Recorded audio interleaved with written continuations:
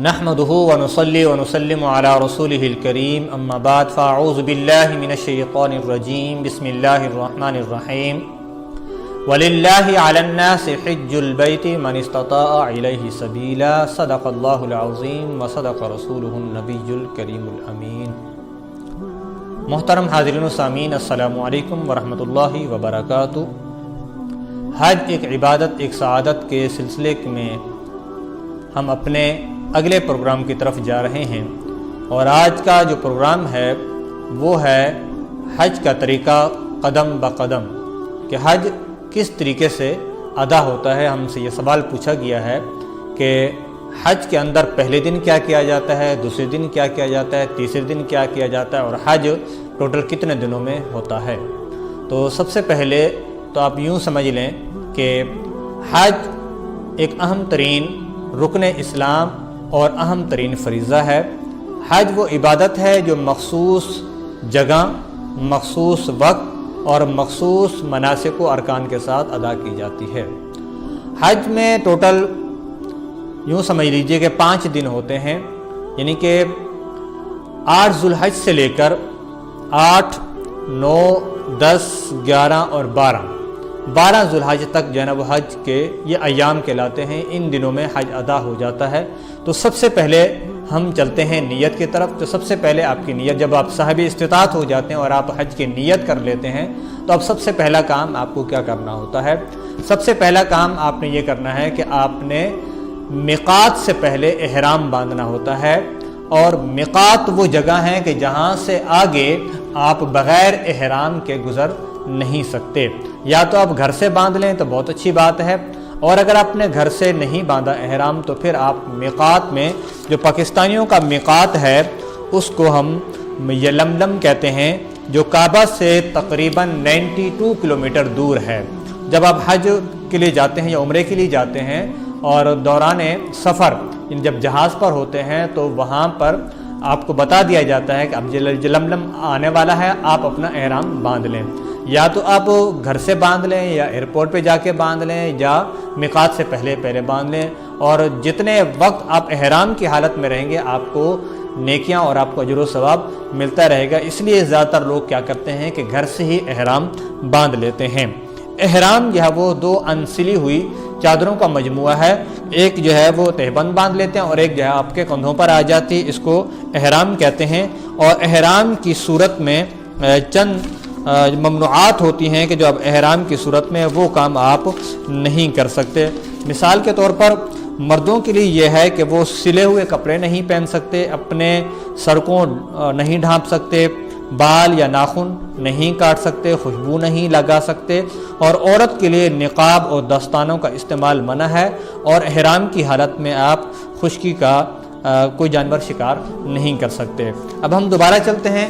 جب میقات سے آپ گزر گئے اور پھر آپ نے احرام باندھ لیا، میقات سے پہلے آپ نے احرام باندھ لیا، اور احرام باندھنے کے بعد آپ نے نیت کر لی کہ میں اس احرام سے آپ حج کرنے جا رہے ہیں یا عمرہ کرنے جا رہے ہیں۔ اگر آپ حج کرنے جا رہے ہیں تو حج کی کتنی اقسام ہوتی ہیں؟ حج کی 3 اقسام ہوتی ہیں۔ ایک حج افراد، نمبر 2 حج تمتع، اور نمبر 3 حج قران۔ حج افراد میں صرف حج ادا کیا جاتا ہے، اس میں عمرہ ادا نہیں کیا جاتا، اور حج تمتع میں یہ زیادہ تر لوگ حج تمتع کرتے ہیں کہ وہ پہلے پہنچ جاتے ہیں مکہ شریف اور وہاں پر جا کر وہ عمرہ ادا کر لیتے ہیں، اور عمرہ ادا کرنے کے بعد احرام کھول لیتے ہیں، اور پھر جب حج کے دن آتے ہیں تو پھر وہ دوبارہ احرام باندھ لیتے ہیں اور پھر وہ حج کے لیے چلے جاتے ہیں۔ اسی طرح ایک حج ہوتا ہے حج قران۔ حج قران کے اندر عمرہ کر لیتے ہیں اور عمرے کے بعد آپ احرام نہیں کھول سکتے، اور اسی احرام کے ساتھ آپ حج کے مناسک اور ارکان ادا کرتے ہیں۔ تو یہ تھوڑا سا مشکل ہوتا ہے۔ عام طور پر جو مکہ مکرمہ کے لوگ ہوتے ہیں یا جو چند دن کے لیے جاتے ہیں وہاں پر، تو وہ حج قران ادا کرتے ہیں۔ اب چلتے ہیں مناسک و ارکان کی طرف۔ تو سب سے پہلے آپ نے کیا کرنا ہوتا ہے؟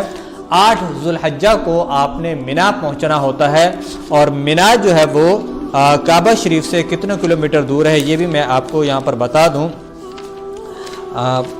تقریباً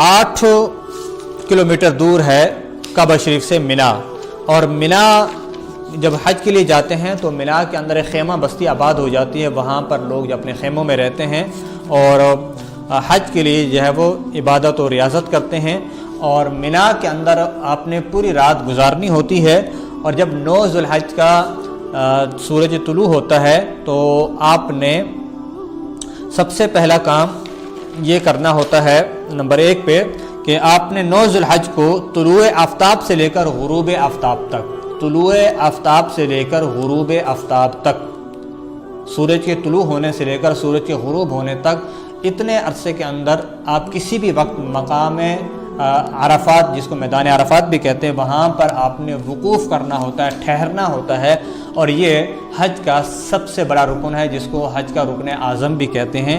اور یہاں پر میدان عرفات میں آپ کچھ دیر کے لیے رکتے ہیں، ٹھہرتے ہیں، اس کو ہم وقوف عرفہ کہتے ہیں، اور یہ طلوع آفتاب سے لے کر غروب آفتاب تک اس کا وقت ہوتا ہے۔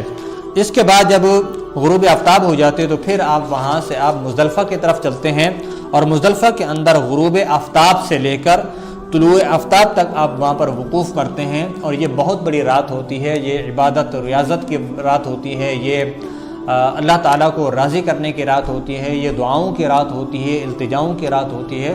مزدلفہ یہ بہت بڑی رات ہوتی ہے، یہاں پر آپ پوری رات ٹھہرتے ہیں، اور اگلی صبح یعنی کہ طلوع آفتاب کے بعد آپ مینا واپس چلے جاتے ہیں، اور مینا کے اندر جو پہلا کام ہوتا ہے وہ یہ ہوتا ہے کہ آپ نے 7 کنکریاں مارنی ہوتی ہیں، کنکریاں مارنی ہوتے ہیں جمرہ عقبہ۔ 3 علامتی ستون ہوتے ہیں، ان میں سے جو ایک چھوٹا ستون ہے، ایک بڑا ستون ہے، ایک درمیانی ستون ہے۔ تو پہلے دن آپ نے 3 علامتی ستون ہوتے ہیں جن کو آپ شیطان کہہ سکتے ہیں، تو ان کو 7 کنکریاں مارنی ہوتی ہیں، اس کا نام ہے جمرہ عقبہ۔ ٹوٹل جو ہے وہ 49 کنکریاں مارنی ہوتی ہیں۔ پہلے دن آپ نے 7 کنکریاں مارنی ہوتی ہیں صرف بڑے شیطان کو یعنی جمرہ عقبہ کو۔ اس کے بعد 11 ذو الحجہ کو آپ نے 21 کنکریاں مارنی ہوتی ہیں، 7 بڑے شیطان کو، 7 چھوٹے شیطان کو، اور 7 درمیانے شیطان کو مارنی ہوتی ہیں۔ اسی طرح 12 ذو الحجہ کو بھی آپ نے 21 کنکریاں مارنی ہوتی ہیں، 7 بڑے کو، 7 چھوٹے کو، 7 درمیانے کو، اور یہ اس کا وقت ہوتا ہے وقت زوال۔ اگر 12 ذو الحجہ کو آپ کی واپسی نہیں ہوئی کعبہ کی طرف، تو پھر آپ کو 13 کو بھی وہاں پر رکنا پڑے گا۔ غروب آفتاب سے پہلے اگر آپ واپس چلے آئے تو پھر اچھی بات ہے، اگر نہیں واپس آ پائے کسی وجہ سے تو پھر آپ کو 13 کو بھی رکنا پڑے گا، اور 13 کو کنکریاں مارنے کے بعد پھر آپ آزاد ہو سکتے ہیں۔ اس کے بعد جو اگلا کام ہے وہ یہ کرنا ہے کہ آپ نے قربانی کرنی ہوتی ہے، اور قربانی جو ہے وہ حج تمتع کرنے والے کے لیے اور حج قران کرنے والے کے لیے لازم ہوتی ہے۔ اور قربانی کے اندر جو سب سے بڑا فلسفہ اور روح ہے وہ ہوتی ہے نیت۔ آپ کی نیت خالص ہونی چاہیے، اور نیت اللہ تعالیٰ کی رضا حاصل کرنے کی ہونی چاہیے۔ قربانی کے اندر قرآن پاک میں اللہ تعالیٰ ارشاد فرماتا ہے کہ نہ تو قربانی کا خون اور نہ قربانی کی کوئی اور چیز اللہ تعالیٰ کو پہنچتی ہے۔ اگر اللہ کی بارگاہ میں کوئی چیز پہنچنے والی ہوتی ہے وہ صرف آپ کی نیت اور تقویٰ ہوتی ہے، باقی سب چیزیں جو ہے وہ سیکنڈری حیثیت کی ہوتی ہیں۔ اس کے بعد اگلا کام آپ حلق یا تقصیر کرواتے ہیں، یعنی سر کے بال منڈوا لیتے ہیں، یا سر کے چوتھائی حصے کے بال آپ کاٹ لیتے ہیں، اور اس کے بعد پھر آپ طواف زیارت کرتے ہیں۔ طواف زیارت یعنی کعبہ شریف کے گرد 7 چکر لگاتے ہیں، اور اس کا طریقہ کار یہ ہوتا ہے کہ کعبہ شریف کے جہاں پہ حجر اسود ہے وہاں پر آپ سے 1 چکر آپ کا سٹارٹ ہوگا، اور آپ نے حجر اسود کی طرف اس طرح 2 ہاتھوں کو کرنا ہے، اس کو استسلام کہتے ہیں، سلام کرنا کہتے ہیں۔ یہاں سے آپ چکر لگاتے ہیں، واپس آتے ہیں تو آپ کا 1 چکر ہو جاتا ہے۔ دوبارہ آپ نے حجر اسود کی طرف ہاتھ پھیلائے، آپ نے استلام کیا، اور اس کے بعد آپ پھر جو ہے کعبہ کی طرف آپ نے چکر کاٹنا شروع کر دیا، دوسرا چکر، تیسرا، چوتھا، 5واں، تو اس طرح 7 چکر ہوتے ہیں، اس کو آپ طواف کہتے ہیں۔ اس کے بعد پھر آپ نے سعی کرنی ہوتی ہے، کعبہ شریف سے بالکل قریب ہی ہے، صفا اور مروہ پہاڑی ہوتی ہے، تو آپ جو ہے وہ صفا سے چکر شروع کرتے ہیں، صفا سے لے کر مروہ تک 1 چکر ہوتا ہے، اور مروہ سے لے کر واپس اب صفا کی طرف آتے ہیں تو یہ 2 چکر ہو جاتے ہیں۔ تو اسی طریقے سے سعی کے اندر بھی آپ نے 7 چکر لگانے ہوتے ہیں، اور 7 چکر کے بعد آپ نے اللہ تعالیٰ سے اپنی عبادت اور اپنا عمرہ اور اپنے حج کی قبولیت کے لیے دعا کرنی ہوتی ہیں، اور صحت کی دعا کر سکتے ہیں، رزق کی دعا کر سکتے ہیں، جو دعائیں آپ مانگ سکتے ہیں اللہ تعالیٰ سے دعا مانگیں، اور سب سے بڑی دعا یہ کریں کہ اللہ تبارک و تعالیٰ آپ کو قبولیت والی دعا کی توفیق عطا فرمائے، یعنی آپ جو بھی دعا مانگیں وہ آپ کی دعا قبول ہو۔ تو یہ ایک بہت بڑی دعا ہے۔ تو اس طریقے سے آپ کا یہ حج کا جو سلسلہ ہوتا ہے، یہ حج کا یہ اختتام پذیر ہوتا ہے، اور آپ آزاد ہو سکتے ہیں، اور آخر میں پھر آپ طواف وداع کرتے ہیں، اور اس طرح یہ آپ کا حج کا سلسلہ کمپلیٹ ہو جاتا ہے۔ اللہ تبارک و تعالی ہم سب کو حج کرنے کی اور قبولیت والا حج کرنے کی ہم سب کو توفیق اور ہمت عطا فرمائے۔ وآخر دعوانا ان الحمد للہ رب العالمین۔